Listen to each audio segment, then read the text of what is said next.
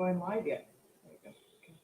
Good morning, everybody. Here we are again for another Cars and Coffee. And if you're a car guy that wants to learn more about car stuff, tech, things that you won't find anyplace else, then you're in the right spot. I'm Kenny Brown, and for the next hour or so, I will try to share as much as I can from my extensive experience in professional motorsports and building great cars and answer your questions. Of course, you can always send in questions. So this morning, I gotta get back to page one. This morning, we've got going to talk a little bit about April showers, seeing this is April. And during the Transformative Driving Experience workshop, we had some questions on brakes. And also, I think Rich has been getting some emails and questions on big brakes and wheels. So I'm going to talk about the things you need to look for if you're going to put big brakes on your car, what you have to be cognizant of with your wheels. And then we've got a special guest, Steve Callistini, who is a Speed Therapy Academy alumni, is going to tell you a little bit about his experience in the academy. By the way, I've got my up there, the Speed Therapy Academy shirt. Pardon? Starts the 20th? Oh, it starts April 20th. And we'll talk about that more a little bit later on. Let's see, we've got some great questions this morning. If you're on YouTube, like, subscribe, click. I got that right. Facebook, like and share with your friends. If you think that I talk about things they'd be interested in, please go ahead and share. And then also, like I said, if you got questions this morning, send them in. I'm curious how many people are with us this morning that were part of the Speed Transform Your Driving Experience workshop. Let me know, because it'd be nice to see you again. If you did not weren't able to make the Transform Your Driving Experience workshop, guess what? It's good luck. I mean, you're in luck, not good luck. You're in luck. We're going to play reruns all tomorrow, I believe. Sunday. Yes, Sunday. All Sunday. And all you have to do is register. There should be a click somewhere that you can register. And you can see all the reruns 1 through 3. And then you'll also be able to see the bonus session we're going to have Monday night. So if you didn't catch it during the week, or you're busy, click on, going to run them all day tomorrow so you can see all 3. And then we're going to have another bonus session Monday night that you'll be able to see as well. So I see some questions, comments coming up that we had a great workshop. Yeah, I thought so. And like I say, I hope you guys enjoyed it and learned something, because that's the whole idea. Let's see. Let's move over through it. Done with page 1, on to page 2. Oh, art this month. Let's see, what do we got? This is another one of my favorites. I got so many cool. This is obviously a GT40 at Le Mans, and this is the one driven by Chris Amon. In fact, he signed it right there. And that's the one. It's kind of like, I won't go into the story, but it's kind of a weird story how that turned out. Henry Ford wanted a photo finish with the 3 cars, and the car that crossed the finish line first actually was not awarded the win, because it started 30 meters further down the track. So the car that was actually, I guess it was Ken Miles, didn't get the win because anyway, one car started 30 meters further on the track. So the good old French FIA decided that car went 30 meters more than the other cars. And you can look it up. It's kind of an interesting story, but it's a really cool piece. Another one of my Nicholas Watt pieces of art. Okay, we got some pretty good questions this morning. Let's see. I'm going to start with Alex. And say, I have a 2019 Camaro SS1 LE. So I can talk cars no matter what it is. If it's a car, we can talk cars. So I'm glad to see we've got some people other than Mustangs, because what I talk about with Mustangs is applicable to every car. And if you've got a different kind of car and you want to know a little bit more direction, just sign up for one of my 15-minute consults so we can chat about it. Anyway, he's got a 2019 Camaro SS1 LE, and he's looking to optimize stock class autocross. He said, should the factory 12-inch wheels work okay? Okay, that's a good question. Actually, sent me to do a little research. The way I view things is we use 18-inch wheels for racing because 98% of all race tires are 18-inch, and all the sanctioning bodies require 18-inch race tires. So for racing, we use 18-inch wheels. For street cars and track days, I use 19s because there's a nice selection of tires. Plus, they've got a little taller tire than as far as the 20s. The 20s I always look at for show. However, I went and looked, and there is a ton of really good tires for 20-inch wheels. So I would say, yeah, just make sure you get the best tire you can for that application. I'm not sure what the tire regulations are. A lot of them say you have to run at 200 tread wear. So I'd kind of shop around on that. I mean, the only difference between 19-inch is the taller sidewall gives you a little better forward bite. That's the only reason I would use 19s. And if you think about it, drag race cars have tiny wheels and huge tires that kind of wrap up. So yeah, they'll work fine. Just get a good tire on there. That's all boils down to the tire. A good tire makes all the difference. Let's see, Histofer, this is another one. I cover S550 wheel fitment, 1910 front, 1911 rear. And the topic of spacers and ARP extended studs. Really wonder if a 1910 and 1911 up front, should he go with a square setup for the track? You can do either one. Typically, our typical setup for any of our street car track cars is 1910 front, 1911 rear, typically with a 285/35 on the front, and then on the back, depending on the car and the power, either a 295/30 or a 305/30. And that seems to work pretty darn good. You can put wider tires on the front, but then you're always, depending on what kind of wheel you have, what the back spacing is, you always could be struggling for wheel clearance, either on the outside or the inside. So yeah, 1910, 1911. I mean, that's what we use on almost everything. All the 550 cars, all 197 cars. That's my base wheel package. Let's see. And with those, if you get the right wheels, you don't need spacers. I know that for some wheels, you do have to add spacers. If you have to add a spacer that's more than 1/8 of an inch, you need to go to the ARP long studs, and they've got them, I think, in a couple of different sizes. But you never want to have a situation where you screw the lug nut on and you don't have any threads on the studs sticking out. If that's the case, you need to get longer studs. Also, what we talked about in the workshop is if you're taking your wheels off and on a lot, put just a little bit of anti-seize on the threads. That does a couple of things. One, it's going to make the studs and the lugs last longer, because if you think about it, when you put a lug nut on, it's like steel on steel. So you put a little anti-seize on there, and it's a teeny bit of lubrication, and you also get a lot better torque value.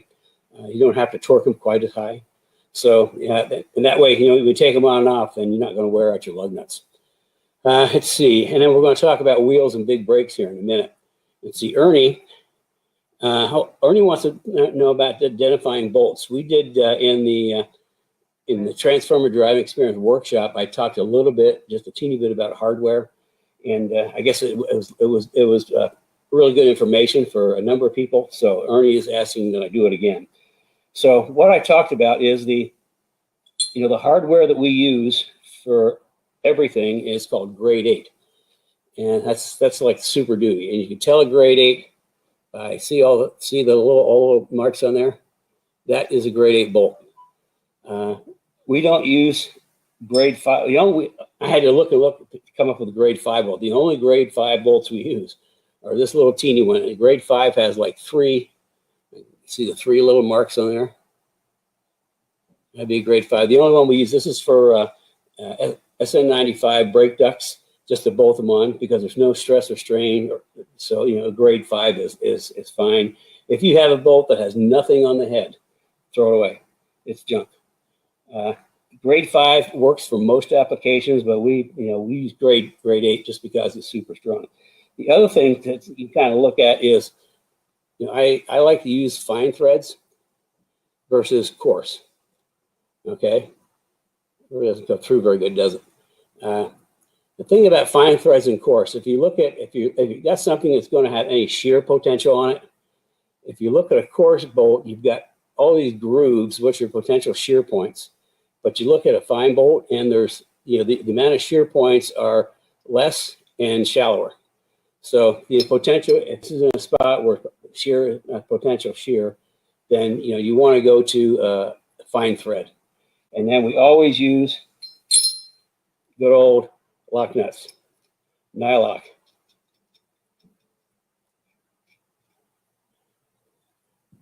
Nylock nuts, because once you torque them down, they stay. You rarely have to retorque a nylock nut.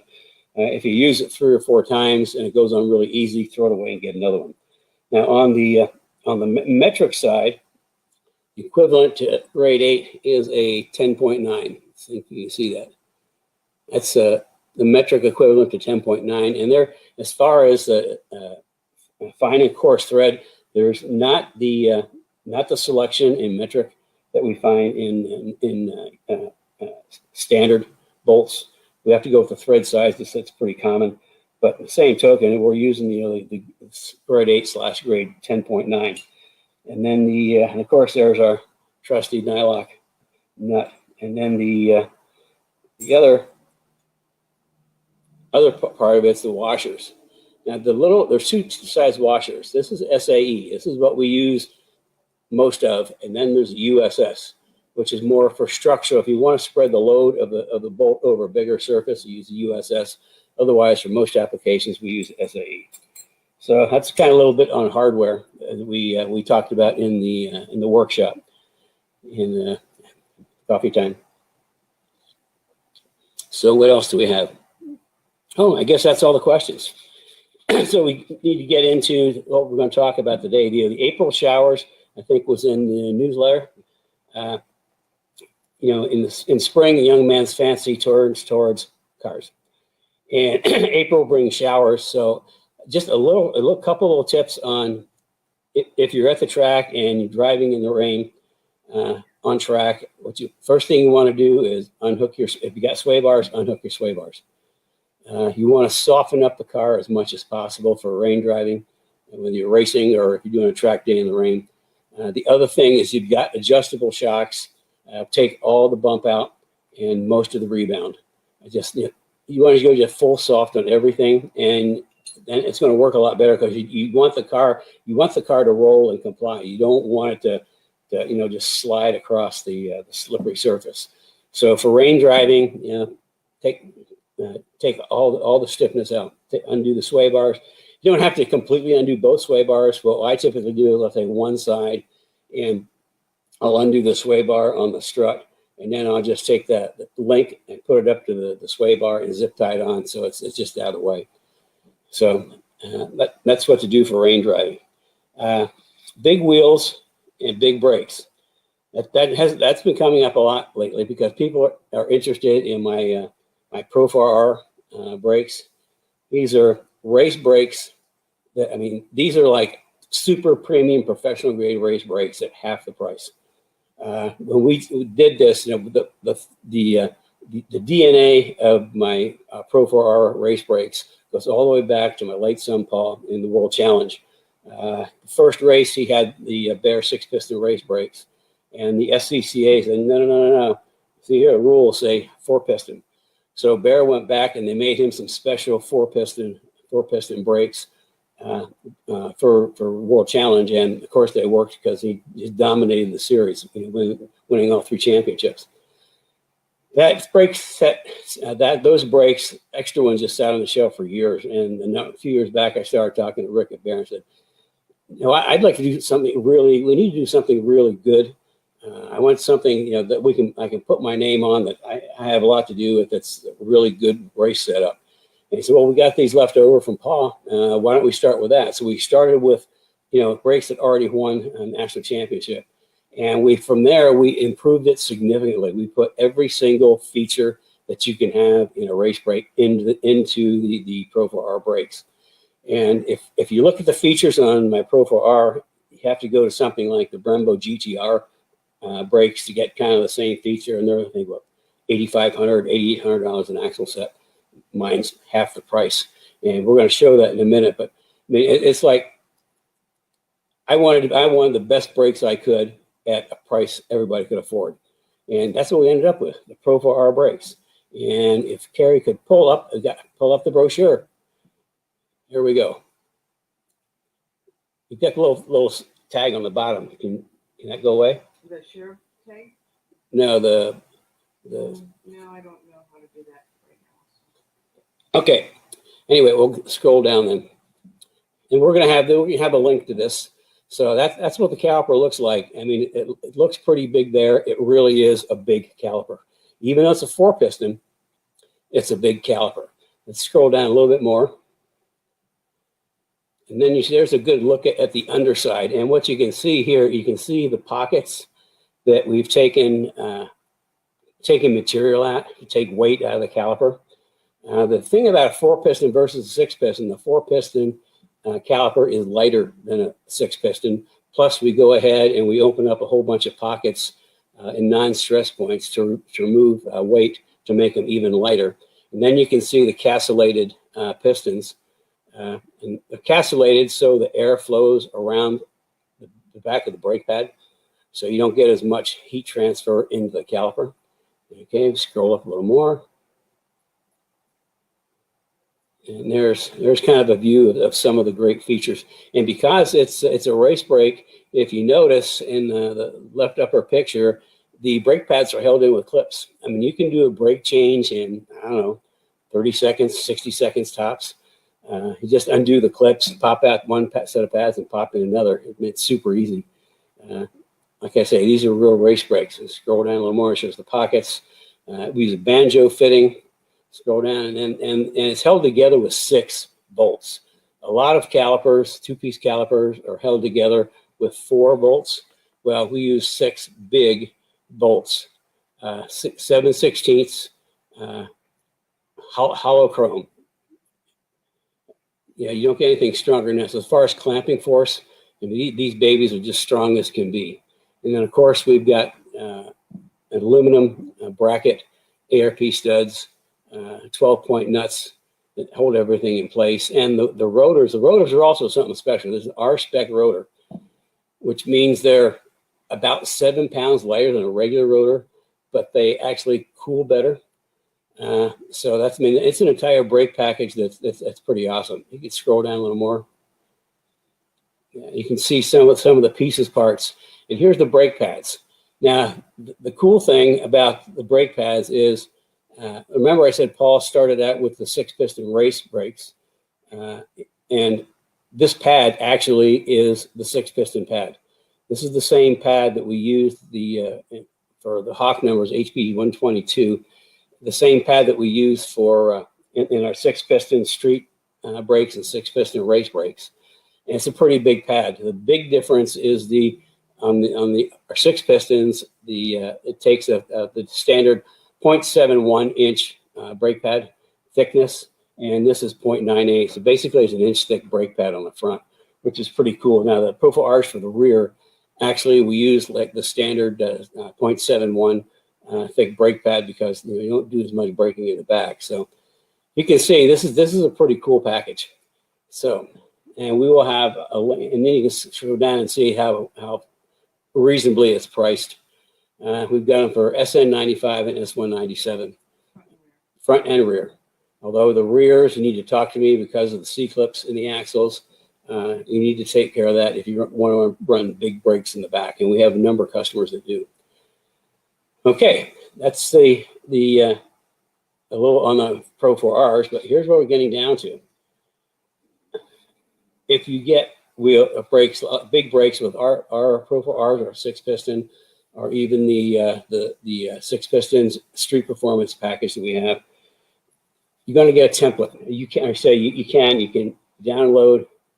You get this. You download a template, and you print it off, and then I just stick it on a piece of cardboard that I had laying around, and I cut it out based off of. There's a little directions on how to cut it out based on your wheel center, and then you just place this. I guess I can see it, but you can't. You just kind of place that on the wheel like that, and if this part here, any part here hits the wheel, the spokes, or the outer edge, then the brake's not going to fit. You want to be sure you got plenty of room, and you got wheels that are set up for big brakes and the template will help you figure that out. Yeah, template will help you figure that out. And I think we're going to put, aren't we going to put a link up to the template too, I think? Yeah, I think we have one. I sent it to you. Oh, you sent me the link? Yep. Okay, I'll send it off to Brad and he'll get it up. Okay. Yeah, I sent it to you when I sent the Okay. Yep, we'll get it up. It'll be a couple minutes. okay. Yeah, we'll put the template up so you can see, get an example of what a template is. And that's really important if you're doing wheels. Okay, let's see, moving right along. Oh, Steve Callistini. We've got a little clip from Steve Callistini, which is pretty cool. Steve is alumni, graduate of the Speed Therapy Academy, and pretty smart guy. He's always had a passion for cars and racing that goes back to his youth. When his dad had a repair shop and he worked for a Ford dealership, and he got to drive like Boss 302s, and he was just enamored by it. He always wanted to be a Roger Penske, but life didn't turn out that way. He ended up going to aviation and getting into aviation. He's been there since forever. But he already knew a lot about cars and performance. But when he took the academy, I think it really surprised him how much more he could learn. So I think I'm in charge, I think, of his clip. So let's hear what Steve had to say. Academy, just a little bit about it. It takes you into the head of a master race car designer, literally, and builder. And Kenny loves to share, and you get him going, and it just spills out information. So it's a lot of fun time just to ask questions, and it's just amazing what the man has in his head. Kenny's cars, maybe you know, have won several world championships over the years, and a lot of these cars are still running around tracks with owners that are having a ball in them and really enjoying them. The program itself is really well laid out. The way it's put together and presented, you understand it, I think, pretty easily, and it makes you want to learn more. I like the way that Kenny interjects stories and where they are maybe particular situations come up, and it helps in the presentations, and it makes it really interesting. And he's got some really great stories to tell over the years. He'll actually take you along on a video ride on some of the premier racetracks of the nation and talk you through the turns. And when was the last time you had to rode along at 140 miles an hour with a professional driver talking you through the turns? It was pretty exciting times. And then this is where it gets fun. You not only learn from Kenny and his master class presenters that he'll bring in, and we'll talk about that in a second, but also from the experiences of the other classmates, others who possibly own a car like yours, and together share your experiences, trials, successes, and failures, and in the process gain guidance from Kenny and learn from their experiences. So, one of the things that when it first came up, I said, I don't have the time for this. I can't do 12 weeks or whatever. And, I've used that excuse before in my lifetime. And, but I didn't have time. But the one thing that I did know is that as a privilege as an Academy member, you'll have access to basically the videos and all of the document content for a full year after your last session. So this gives you an opportunity to go back and study over and over and over, which I have and it's already, the second time you see it, you go, wow, how did I miss that? It's almost like it's a new presentation. But there's a saying, when the teacher is ready, the student appears, or excuse me, when the student is ready, the teacher appears.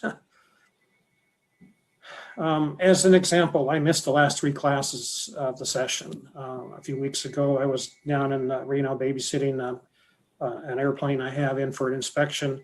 And so I was gone for the week. But when I returned home, I was able to sit down, replay the sessions. And guess what? I learned that they even issued me a diploma. So it was good. Cost, I don't know. You probably heard that the saying, if education is expensive, try ignorance. That's so true, particularly in the industry that I work in aviation. And I'll share with you a couple of stories. But in my younger airplane mechanic years, I had moved to Oregon to start at a new shop there, and some of these airplanes I'd never seen before, so I had to learn quick what these things were all about. So I'd asked the service floor manager if I could take home the service manuals on them and read them, which I did. And I'd bring it home the next day, bring it back to work the next day, and then bring another one the next night. And the guy thought I was nuts. But you know, I mean, that's the way I've always been. I wanted to learn. And later as a jet mechanic, I attended flight safety sessions, many of them over the years, generally 2 weeks long, 14 days of pretty intense classroom sessions and sim sessions and that. And you're looking at $15,000 for that class for 2 weeks. As a pilot, you go in to get a type rating on the same jet, and it's going to cost you $50,000 for those 2 weeks.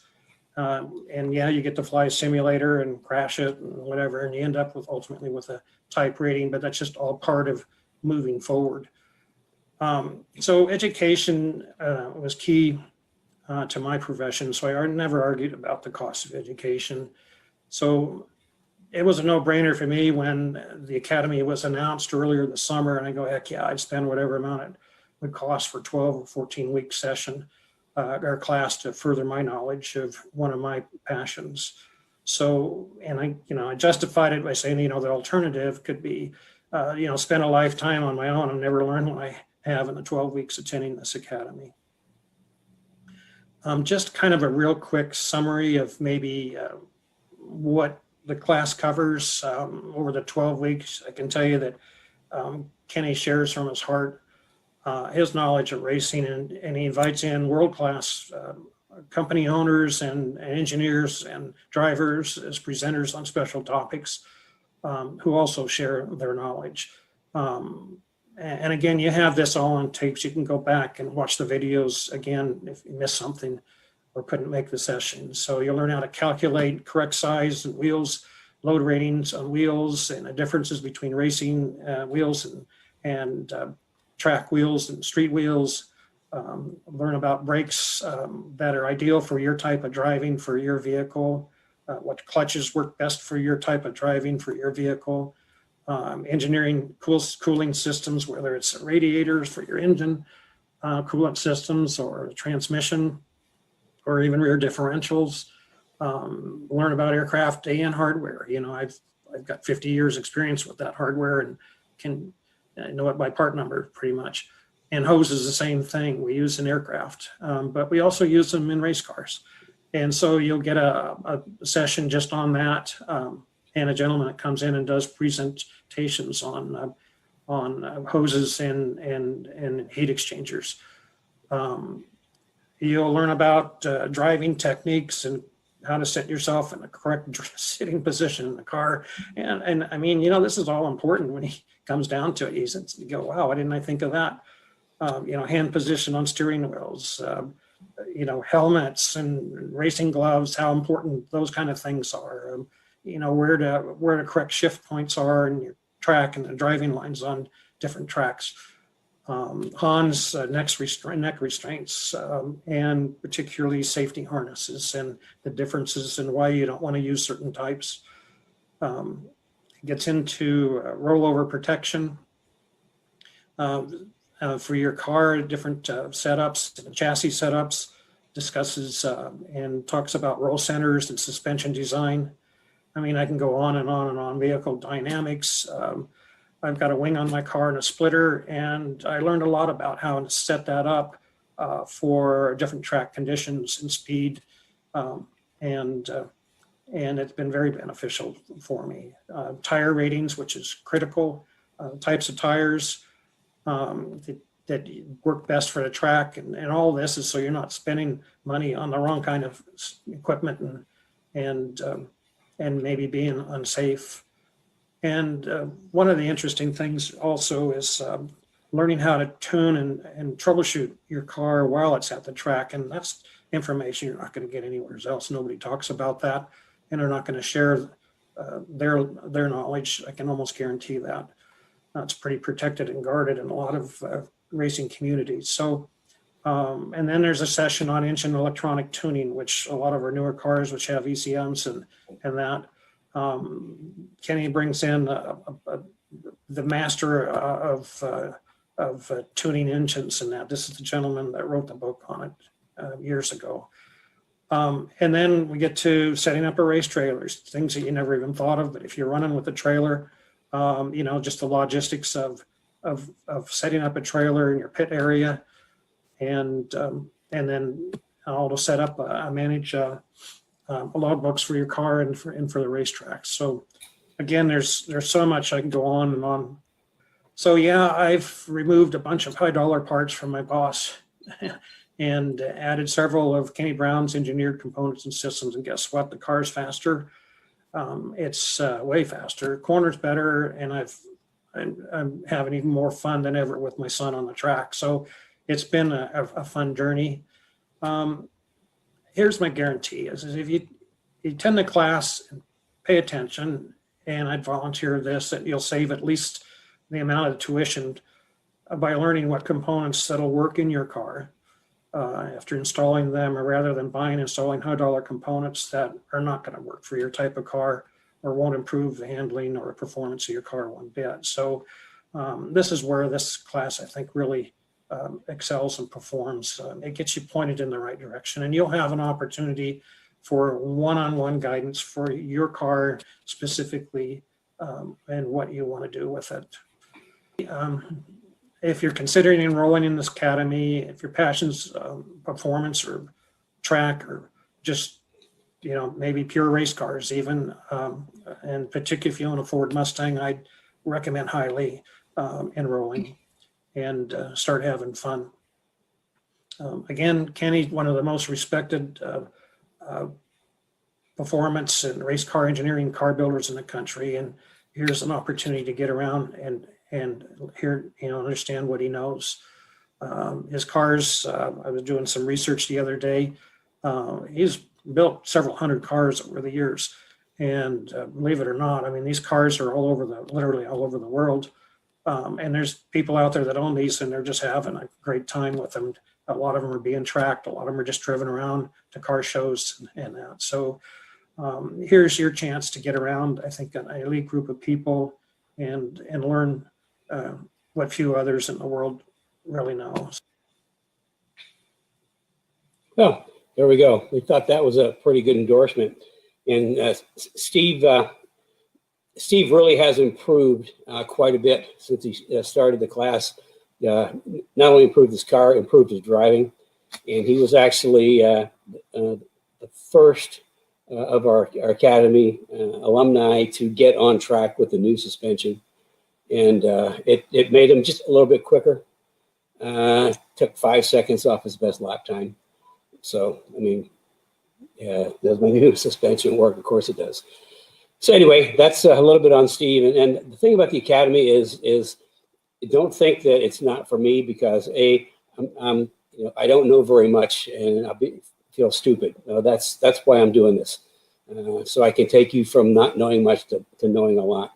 And we've had, in the last class, we've had track guys, we've had just street guys that just wanted to learn more about their car for the street. So it's sort of like novice to advanced. There's something in there for everybody. And I know everybody's, it's done on Zoom, so I kind of see everybody's like the Brady Bunch. And people participate back and forth, and I get to know everybody. And it's pretty cool. I mean, if you really want to know something, if you really want to learn, sign up for the Academy, because you've heard me during the Cars and Coffee, and if you did the workshop, remember, you can click sign up for the workshop, and they're running reruns all day tomorrow.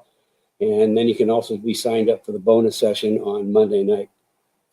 But you've heard me hit just little teeny bits of what I know. And when it comes to the Academy, I kind of take out the plug and start dumping information on the table. So if you really want to know something, I'm more than happy to teach you. And it does become a pretty intimate setting. And it's pretty cool. Plus, there's a whole bunch of bennies that go with it for the Academy members afterwards. Things like discounts on brakes and pads and Kenny Brown parts, and of course, any of the Academy alumni, any of the brake pads they come pre-bedded for free. So as far as it, you get a really nifty shirt. You got to stand back so you can see it. A really nifty Academy shirt. There's another Academy sticker. You get some of those too. And of course, you know how I feel about notebooks. Well, you know how I feel about notebooks. You get a Speed Therapy Academy notebook with obviously your name here. And then it comes with dividers and some graph paper and regular paper so that you can download. There's a lot of things that in the resource area that you can download and keep in your notebook for future reference. So I think any additional, if you want to know more, please feel free to call in and talk to Carrie. She's the mastermind behind this program. And I think I said before, initially I was really reluctant to do this. But you know, after we've been through the first Academy, I mean, it's pretty cool. I think she was a pretty smart lady to come up with this program. But call in, talk to her. She can talk to you about all the little bits and pieces. There's even a payment plan. There's nothing wrong with a payment plan. So did I miss anything? No, just I didn't tell you this, but we're going to be playing. If you enjoyed Steve's little interview, we're going to be playing some of just from the Speed Therapy Academy all week long, all weekend long. So you can just catch those on the Speed Therapy Society page or in the newsletter. So look out for the newsletter, and it'll be in there. It's really interesting comments. So it's a great group. It's such a great community. Yeah. So, you know what I didn't tell them? This is your part. Tell them what it costs and the options. They have to go through the workshop. Oh, you have to go through the workshop. Or click on the. Or click on the thing. It's a secret. But it is well worth it. And we have a number of people in the workshop that have signed up to, we're going to give away a scholarship, and a number of people have sent in their why they deserve a scholarship. So we'll be awarding a scholarship Monday evening. Mm-hmm. So there we have it. Okay, I think I'm through pretty much everything. I think we are ready for questions.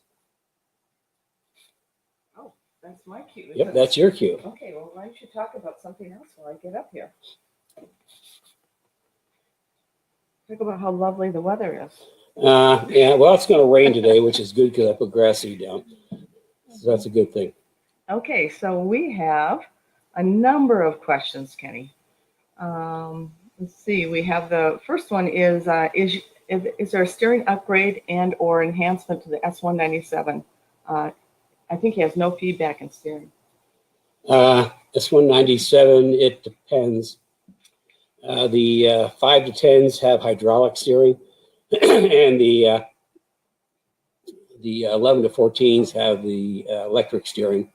There is, for electric steering, I believe there is a motorsport version, but if you're not getting much feedback, I would say that it might have something to do with your front suspension geometry, because in all my cars, you know, those who've been with me know I got 3 parts in my S197 suspension, only 3 components: rear grip kit, front grip kit, and springs and shocks.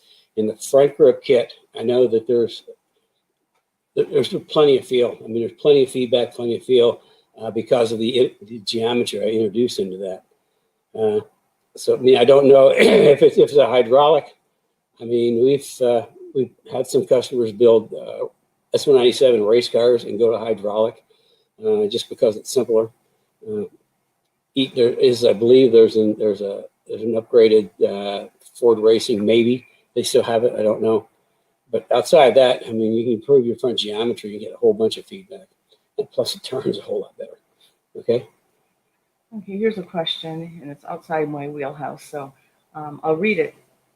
I'm curious if there's a KRC pump for the S197. I have one on my SN95 car and love the feedback it gives. You know, I don't know for sure because I've never used one. I know that we put one of those pumps on David's S197, but we put an all aluminum 408 Windsor stroker in that.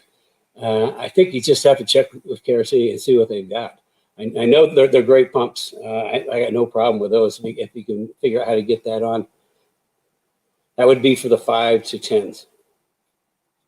Okay, here we go. Let's see. This is from Jim Flattery. Will this work in cold temperature, cold tracks as well, soft on suspension? I'm not sure that was either when you're talking about the tires. I think we're talking about rain. Yeah, rain. In cold temperatures on trail, well, if it's too cold, I mean, the tires aren't going to work. But I mean, once you get your tires up to temperature, even if it's a cold day, typically what I do is on a cold day, I'll start out with a couple extra pounds cold pressures so that the tires come up to pressure quicker. But I typically don't make much away as far as suspension adjustments until, remember this, until after I've gone through a session, got my tire pressures exactly where I want them. And then if I need to make adjustments, I'll make adjustments after that. But the only thing I really do on a cool day is add a pound or two extra air for cold pressures. Okay. Okay. And then the next question that we have is from Dan, and Don, is the Pro 4R Big Brake Kit Autocross streetable package? It's autocross. As far as streetable, I mean, that's something you'd have to make a decision because it's race brakes. It doesn't have any of the street stuff. So you probably would get some rattling either from the pads or the rotors. But we can come up with pad compounds that are, we've got 20 different brake compounds that we have access to. So we can certainly put in there. And for autocross, we want to go down to a soft pad that has real quick initial bite. And we've got a really good pad for that. But yeah, I mean, as far as the street, yes, you can use it on the street. Is there potential for it to do a little rattling? Yes. On track, if it's a race brakes on track, who cares? As long as they stop the car. It's okay. Okay, the next one we have is from Rory. Rory is usually on Cars and Coffee every Saturday. So nice to see you, Rory. Even ever use I can't remember how that's pronounced, tubing brake lines, and if so, is it allowed on track? I think what that is, that's the copper lines that's flexible, that's brake pressure rated. I've never used them. We've had a customer too that has. We had a car come in here that they had it on it, and I was kind of concerned until we found out. I thought it was just plain copper tubing until I found out it was the special brake type copper tubing. As far as allowed on track, most like driving clubs, as long as if the car is safe, that's all they look at. I mean, they really don't do a full technical inspection on every single part. Now, if you go racing, if you're in a racing series, then the series rules would dictate whether or not you can do that. But I think the advantage of that is it's pretty easy to form and bend. But yeah, there is a good brake pressure rated copper. Okay, and we also have Don Etcher also has a question on C-clip eliminators for rear big brake kit. C-clip eliminators, no. You do not want to use those. C-clip eliminators are specifically for drag racing. We've got a couple of options for running big brakes in the back. First of all, it depends on how much movement you've got on the axles. Because the C-clips, in some, it's weird. Some cars have a lot of movement in the axles, some have very little. So it just depends. If you've got almost no movement, pushing the axle in and out, then you'd be okay for big brakes. The easiest remedy for that is we'll take the axle housing and chop off the ends, and we'll weld on there the ends for like a 4 9-inch rear end. And the thing about a 4 9-inch is the bearing actually presses onto the axle. The axle slides into the housing, and there's a plate that goes on and holds it in place. That's like the easiest way to upgrade. And if you've got we've got a couple of guys who like GT 500s that are concerned about the C-clips and all the horsepower they're running, and they're going upgrading to that. And of course, we have Strange builds a custom 9-inch rear end for me to set up for road racing. So for S197 and road racing, there's a bunch of special things they do for me. So I sort of have our own part number. It comes with, I think, a True Track differential. So you just never ever use C-clips are for drag racing and drag racing only. I never ever put them on a track car or even a street car for that matter. Okay, here's our next question from Jonathan. On a track day, what tire pressures do you like to start at when dialing it in? That's a great question, to which I have multiple answers. It's going to depend on your tires, how you drive, and a whole bunch of things. And on my car with on Ruby, my track car with probably P0 courses, I'm typically starting at about 32 to 34 on the front, depending on the day, and 20 to 29 in the back. And from there, it's always better to start with a little extra air because it's much easier to pull into the pits and bleed air off to get the pressures right. And of course, I say air, if nitrogen is available, you really should put nitrogen in your tires. It makes a world of difference. But here's the thing, we go through, we'll talk about in the academy, we spend a lot of time on tire pressures. And, once you go through and spend a day adjusting your tire pressures, at the end of the day, after everything cools down, you go back and check what the cold pressures are.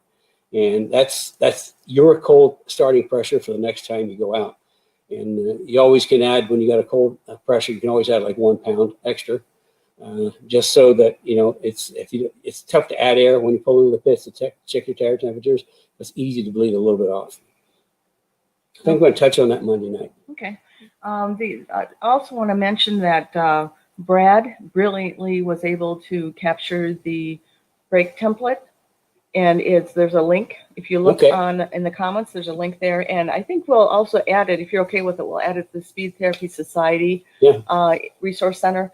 If you're one of the Speed Therapy Society Facebook group members, there's a resource center, area in there where there's a whole bunch of documents. Kenny has his track set up, his car preparations sheets, tire temperature, alignments, all that stuff. Yeah, a whole bunch of stuff in there. And it's called Guides now, so the Facebook changed the name of it.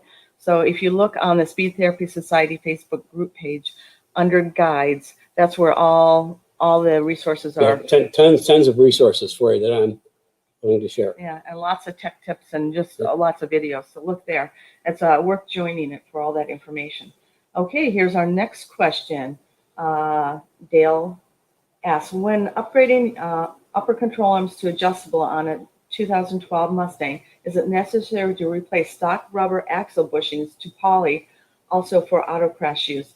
And is there issues with pinion angle going to aluminum shaft? I'll work backwards. Going to aluminum drive shaft makes no difference if your pinion angle is right. As far as your upper control arm, I don't use anybody else's. I mean, we have our own. I don't know what happened to the one we had for we showed the other day. What are you looking for? The upper control arm. I think it got put away. Okay. When you get my upper control arm, that's all part of the rear grip kit, because everything in the rear grip kit is engineered to work with everything else in the rear grip kit. And my control arm comes pre-adjusted simply because it's longer than factory, and I move the pickup point. Nope, that's not it. I move the pickup point, so they come pre-adjusted to the correct adjustment. And then with the rear grip kit, we use a double adjustable lower control arms, so that if you do need to adjust your pinion angle, it's pretty easy to either adjust on the top or the bottom. But the other thing about my control arm, it has a curve to it. It's not straight. And the reason it has a curve is because if you're running your car low and you hit a big bump, what's going to happen is that control arm is going to whack into the car tunnel. So I think I'm the only person that, here's a control arm. You can see that it's got a curve to it, and that's specifically to clear the body under a big bump. And then what the other part, replacing, necessary to replace stock rubber. Actually, we leave the, you never want to change axle bushings to poly, ever. Never, ever, ever, ever, unless you're drag racing. The reason for that is that polyurethane is only good for things that move straight up and down. Okay, like front control arms. They're perfect for front control arms. They're perfect for sway bars. They are not perfect for rear control arms, just simply because if you have a poly bushing in a control arm, you stick a bolt through that and you try to twist, it doesn't twist. And a rear axle needs to move, it needs to articulate. And if you got polyurethane bushings in the back, I mean, the car is going to move so far, the axle is going to rotate so far, and then it's going to stop moving, and that's when the car gets loose. So you never ever want to put poly bushings in. As far as what we do in the rear grip kit is we leave the rubber bushing on the top of the axle, and everything else is super high quality rod ends, Teflon lined, so that don't get any rattle noise. Certainly going to pick up a little bit of road noise, but no rattle noise. So there's kind of answer like a whole bunch of questions in one answer. Here's another big question, and this is from GM guy, which is cool. Question about brake cooling. It says Mustang. I thought he has a Camaro too. My Mustang, 99% track car. I put on traditional brake ducting. My Camaro, 90% street. I'm looking at the brake air scoops with the SS ducts from the bumper blowing air into the deflector, then in the inside of the rotor. What's your thoughts on these deflectors versus the hoses? Okay, if it's a street car, I mean, I have to go by your description because I've not seen one, so I'm not looking at it. Most of the time for street applications, the deflectors are pretty good. On track, they're not so good. I mean, on track, you really want to have brake ducts to keep your brakes cool.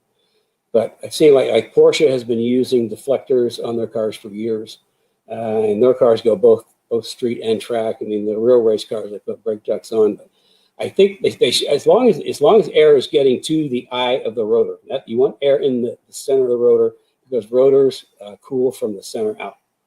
So I would think it would be okay. Not seeing them, just guessing that if it's 90% street, it should be okay. And the 10% that's on track, just make sure you got really good brake rotors that'll take temperature. Okay, and I just want to really good brake pads that'll take temperature. And just so you can see that we do in the comments, we have the link to the brake template if you'd like that. Yeah, that kind of shows you that's just one sample. We also have it for our the Pro Plus, the Street Performance 6-piston setup, and then the Extreme Plus, which is the 6-piston, the heavy duty 6-piston street setup. Here's our next question. Does Kenny have a preferred rear differential for Mustang? Does that diff preference change for autocross versus road race? No, we use Torsons. I mean, we've been started using Torsen in '99 with the Cobras, and we've been using them ever since. One thing we run into is there's a couple of different kinds of Torsons. You've got for my rear suspension, you have to use the better one because in just the base Torsen, what happens is we take all the numbness comes out of the rear suspension, and under braking, in some instances, the diff doesn't know because it's torque sensing. It doesn't know where the torque needs to be. It keeps switching it back and forth, which first happens. It's unnerving, but you kind of get used to it. The better Torsons, that doesn't happen. But yeah, we use Torsen for everything. I mean, torque sensing, because you need, think about torque sensing, there's no clutches, there's a whole bunch of the worm gears that run around in a circle, and it will direct engine torque to the tire that has the most grip, and proportionally. If you got, so I use Torsen for everything. Okay, and Colby says, can you install ARP wheel studs without removing the hubs axles on an S197? Yes, but I wouldn't recommend it. You really need to be able to get a lot of love, either press them in or pound them in from the backside. I can tell you that in 24-hour races, I have changed wheel studs in the pits, and by taking and putting some WD-40 in the stud, sticking it through, getting a spacer, and putting a lug nut on backwards, and drawing it in. If not, in 24-hour race in the pits in the dark, I mean, that's your only option. I really wouden't recommend it. I mean, and it's not that easy to just pull the hub off. Take a hammer and knock the studs out and flip it over, put the other ones in and whack them in. So. Okay, so we have a question from Joe, and this is axles is a little tougher. This is interesting. Joe Johnson. By the way, we have a lot of Academy alumni in the group again. Isn't it awesome? So Joe Johnson, would your front brake kit system fit on a 2020 Shelby GT350? I think they would fit inside my 19.6 GR wheels. The stock brake pads are really thin to fit the stock caliper and rotor. I love the 1-inch pads like the ones I had on my Boss 302. Not sure that it would have the same braking performance as I have with the OEM brakes, but I'm sure the pads would last longer. We do not. Is it something you can? It's something I can check into, though. I can check with Bear and see what the possibility would be. Because that would be good. If we did that, it'd probably be on a 15-inch rotor, though. Wouldn't be on 14s. Yeah, let me check into that, because we do have like a super monster brake for the 550s, for the GTs. That's a 15 by 1.4 inch rotor, which is like Trans Am race car size. So those are available, but And the calipers are like 14.5 inches tall. I mean, they're big. But the pad is based off of an OE pad, so it's not as thick as our track pads, but it's huge. I mean, it's just a huge brake pad. But that might be pretty interesting in bringing the Pro 4Rs up in the 20. I don't know. We're so busy, we didn't even think about that. Yeah. So, Well, I'll check on that for you. but if nothing else, we have the monster pads. Monster brakes, they're mostly for GTs because they don't have okay, the good brake as the 350s. Okay. Here we go from Steve Smith. Are stock wheel studs suitable for track days? Sure. As long as you don't over torque them and you keep a little lubrication on there. If you're repeatedly doing track days and you got a little like some NECs on there, I usually torque them 95 pounds, and that seems to work pretty good. I got a tip. So as Kenny's getting that, you might hear we're having a big rainstorm, and we're in the shop, in the corner of our shop, so you may hear some noise. Yeah, and I'm really happy because I've got grass seed down and it's been dry. I haven't made water this week because of the workshop. Okay, this is my tip, and you can make your own decisions. But when it comes to torquing wheels at the track, I never ever. I mean, I've got some really good, really expensive snap-on torque wrenches, and as you know, there's my old toolbox back there that I take with me. It's been with me for 40 years, and actually the torque wrench is down inside the toolbox behind me. But to the track, I go to Harbor Freight, and I get their torque wrenches. And the reason I do that, they're inexpensive. They're for torquing wheels. They're reasonably active, and they're basically cheap. Because at the track, what I have found is torque wrenches get dropped, borrowed, lost, run over, or forgotten about. And that's why I never take a good torque wrench. I go to Harbor Freight, especially when on sale, I actually stock up on them so that, I don't have problems. So a good, cheap torque wrench is what you want to take to the track with you, not your good, expensive one. Okay. Oh, here's the one right here. On a performance streetcar limited autocross, is your spring and shock package good enough, or do I need to do your coilover kit? Don't know what's. Yeah, pretty much all of 90% of our springs and shocks are all coilover. I prefer coilover because I can get the right spring rate that I need. We do have a package that's mostly for like touring package that uses like a Coney sports strut, and I do get some springs that have some decent spring rate in them. They got like a 325 front, which is perfect for sport touring. But you always need to match shocks and springs, and that's something we go into great depth in the academy, matching the spring rate and shocks. But it's something I think that might be worth signing up for a 15-minute consult with me, and I can kind of talk you through that and see what you're looking for and what you need to do and what might be your best options. So if you're wondering how to sign up for a 15-minute consult, look in the comments here, and Bridget will be posting a link to the 15-minute consult with Kenny. It shows a schedule, and you can pick a time when he's available. About steering, I'm swapping electric steering for the 1314 Mustang. My KB K-frame has the attachment points for the third bolt. So other than tapping 2 canvas wires, it's all bolt in. There you go. Yeah, our K-member, S197 K-member, the front grip kit is set up for either hydraulic or electric. So, and I know that they've got kits now, the standalone kits that you can convert to the EPS, which is kind of cool. Okay. Also, I think you missed my first question from early in the session. If I hand carry the IRS frame in from upgrades, is there an option to tour your facility? I probably really nerd out there. Sort of, not really. I mean, you can see us, but we're like split into 3 different buildings. So, and some of the buildings are, you know, they're manufacturing. So as far as insurance, we couldn't do that. Once we get in, we're going to be moving into a larger facility. Once we get in there, we can probably. Yeah, our goal for this year is to get into a larger facility. You know, for those that don't know, that, you know, we moved back to Indianapolis after a bad relationship in Chicago to restart our parts program, and I wanted to be close to our manufacturing, so we took a space that was like almost next door, but it's not very big. But we got all our products back in. It just makes it handy because I can just walk down and work on new products. So yeah, that's our goal this year, is to put together a program and get into a bigger facility. We need it. We're out. Yeah, we're so desperate. We are so out of space. Okay, let's see. Cliff.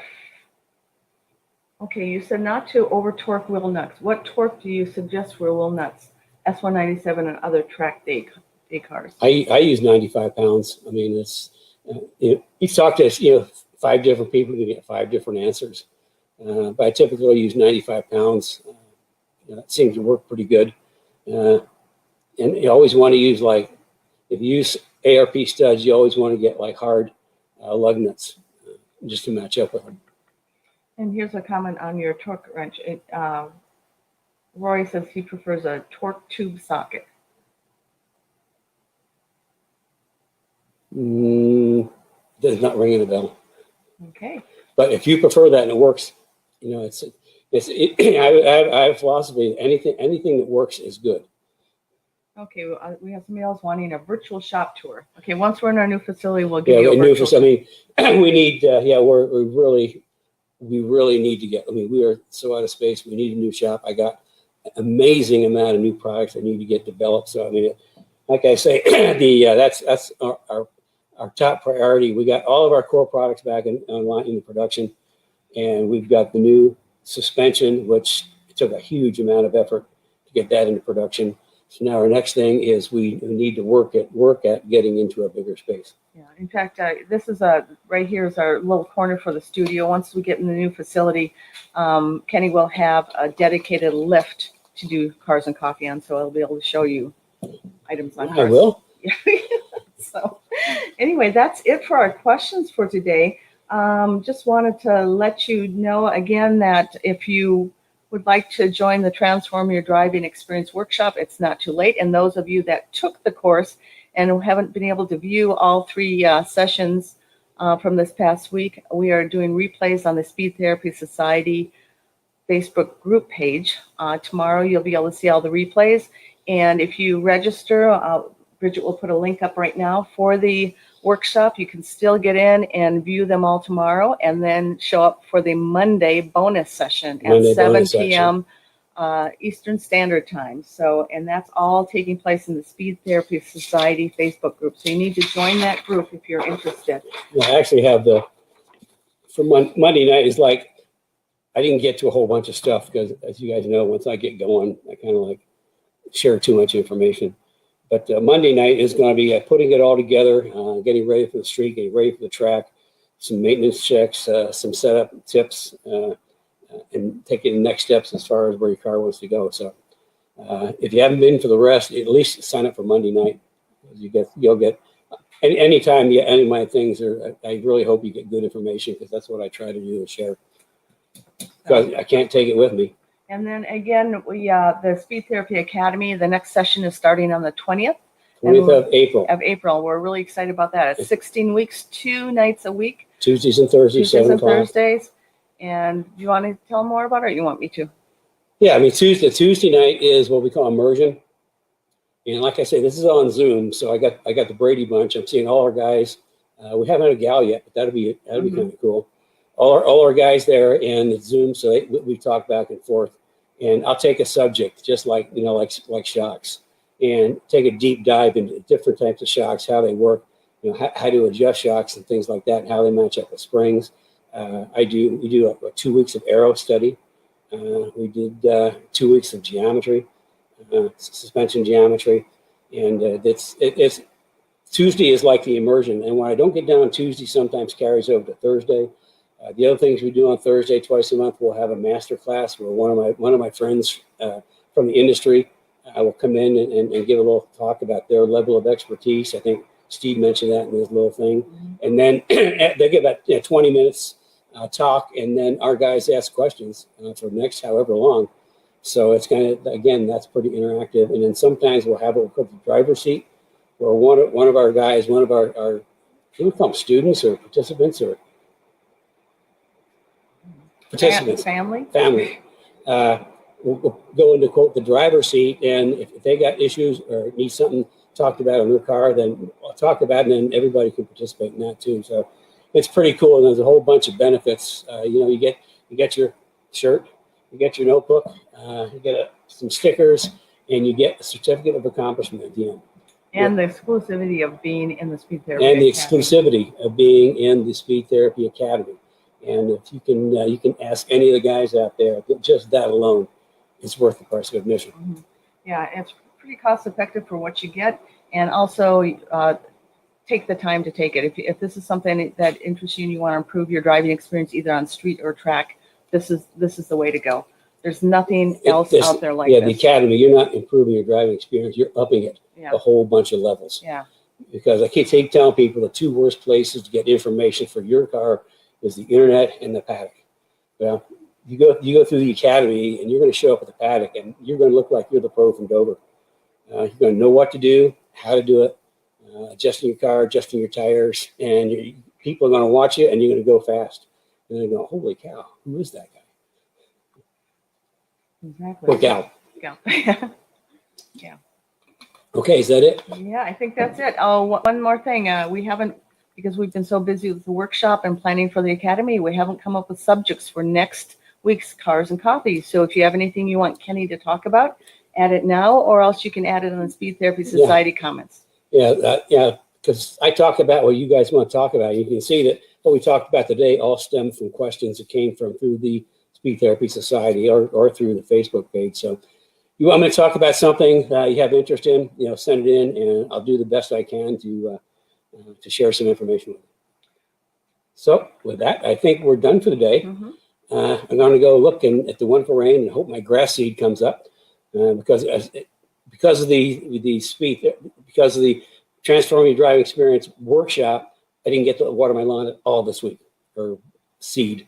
So I'm thankful, even though it's a weekend, and I'll take the rain. So listen, everybody have a good weekend. I hope it's sunshiny where you are. We're getting drenched right now, but